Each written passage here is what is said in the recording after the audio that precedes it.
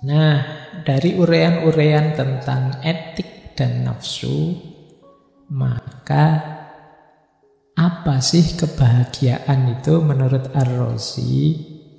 Kebahagiaan yang sejati adalah kembalinya apa yang kemarin tersingkir, sekarang balik lagi. Itu bahagia.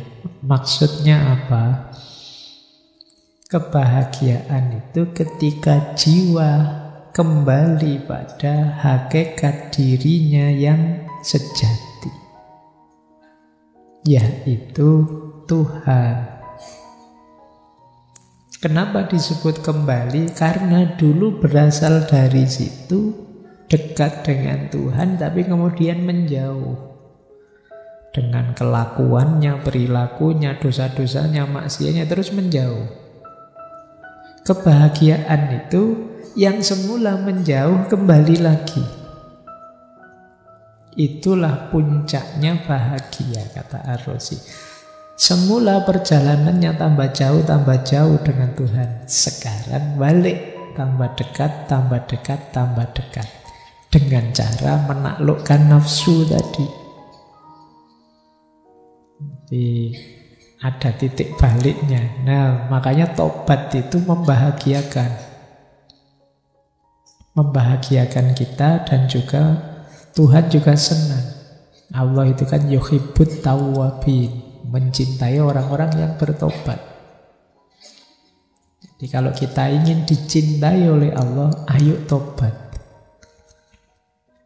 Ya Pak, tapi besok diulang lagi, saya itu sulit Pak, sering ulang-ulang dosa. Tidak apa-apa, tobat lagi biar dicintai lagi. Jadi Allah itu bolak-balik jatuh cinta sama kita. Kita yang jarak terus. Jadi kata Ar-Razi ya begitu ritmenya. Jadi kalau kita ingin bahagia yang sejati, ayo kembali. Seperti orang yang keluar rumah, terus di luar rumah kena matahari panas, terus dia pulang lagi sehingga teduh. Nah, dengan kembali pada Tuhan, kita kembali pada keteduhan. Jalannya apa? Dengan tidak memanjakan nafsu, dengan mengendalikan atau mengontrol nafsu. Jadi kalau di Ar-Razi, manusia ya jangan terlalu zuhud, tapi juga jangan tamak. Mematikan nafsu ya negatif, kita nanti bukan manusia lagi. Tapi dikuasai oleh nafsu juga negatif. Jadi ya jangan terlalu zuhud, jangan terlalu tamak. Makanya tadi prinsipnya seimbang. Itulah jalan untuk kita tambah dekat dengan Tuhan. Parameternya apa? Nah, Ar-Razi punya 2 parameter, maksimal dan minimal. Maksimalnya dulu ya, biasanya minimalnya dulu, sekarang maksimalnya dulu. Maksimalnya apa? Tidak menyakiti orang lain dan tidak melakukan segala yang bertentangan dengan akal. Jangan melakukan hal-hal yang tidak rasional, karena itu nanti akan jadi sumber kita kalah oleh nafsu. Jadi jangan dibiasakan hidup secara tidak rasional. Ya kan kita sehari-hari kan sering begitu, misalnya, kok kamu melakukan itu sih? Suka-suka aku dong. Nah, kalimat suka-suka itu menunjukkan tidak reflektif. Tidak dipikir dulu, sembrono. Bukan berarti salah. Tapi yang kalian lakukan itu tidak diawali dengan pertimbangan, dengan kesadaran rasional. Ini yang kalau tidak hati-hati bisa blunder. Makanya disebut parameter maksimalnya itu jangan melakukan yang tidak rasional. Berarti melakukan apapun sadari itu secara rasional.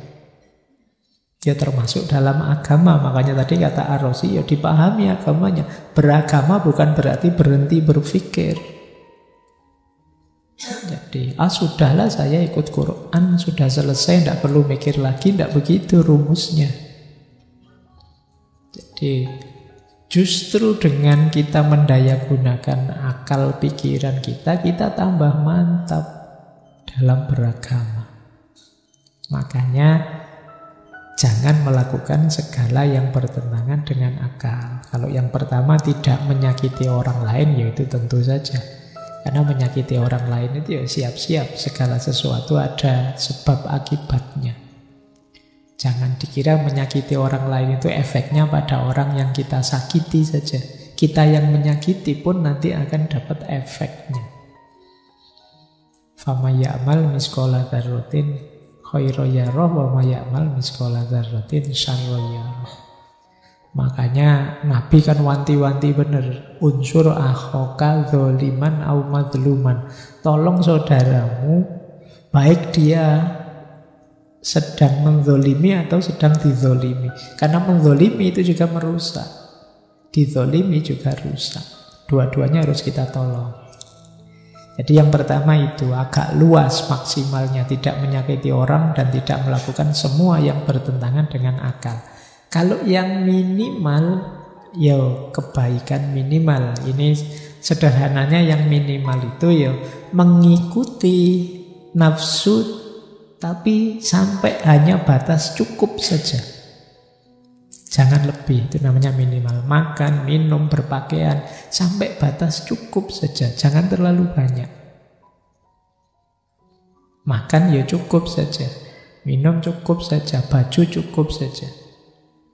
Kalian punya baju berapa? Di kamarmu ada berapa jumlahnya? Saya sebut di kamar ya, bukan di lemari. Karena biasanya kalau anak kos itu bajunya tersebar di seluruh kamar. Ya, kadang ada yang seminggu tidak dicuci, sebulan tidak dicuci. Nanti terus kuliah dipakai lagi.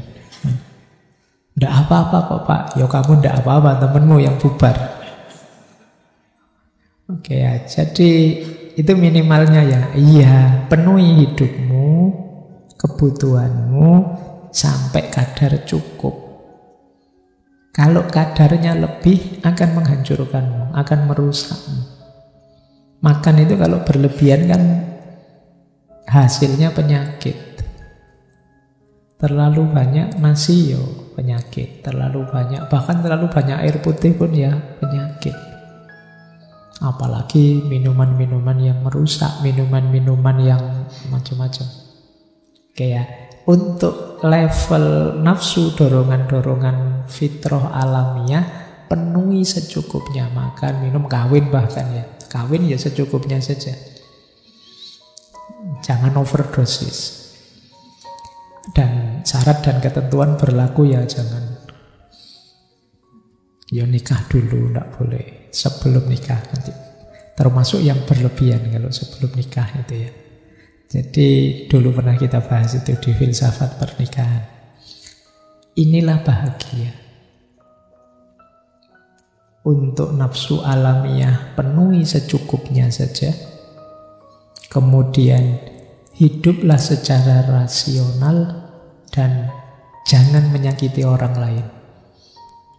Kalau 3 prinsip ini kita jalankan ya kita akan bahagia dalam hidup ini. Itu menurut pandangannya Razi.